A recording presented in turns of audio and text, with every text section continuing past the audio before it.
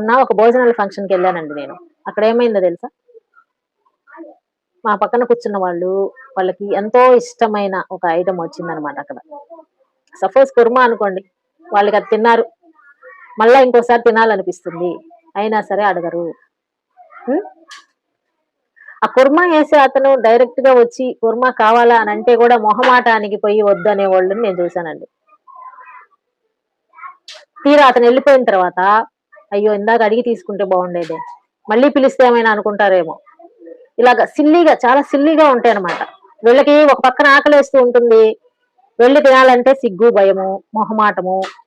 రాగానే ఫంక్షన్ కి రాగానే ఏంటి వెళ్ళి భోజనం చేస్తున్నారు అని అనుకుంటారేమో ఎవరైనా అన్న ఒక మొహమాటంతో వెళ్లకుండా ఉంటారు. వాళ్ళతో వచ్చిన వాళ్ళందరూ వెళ్ళి తినేస్తూ ఉంటారు, ఇంటికి వెళ్ళిపోతూ ఉంటారు.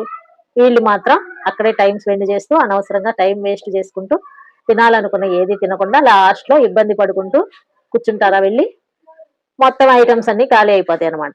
వాళ్ళ దగ్గర ఏది ఉంటే అది వేస్తారు, ఇంకా తప్పదు కదా.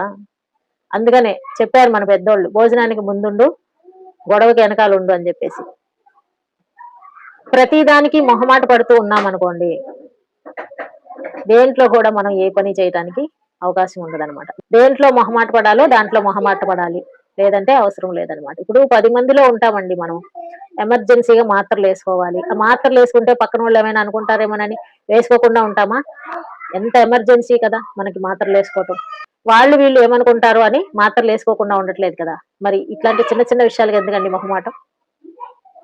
వీడియో నచ్చితే లైక్ చేయండి, మరిన్ని మంచి వీడియోల కోసం ఛానల్ సబ్స్క్రైబ్ చేయండి. Thank you for watching.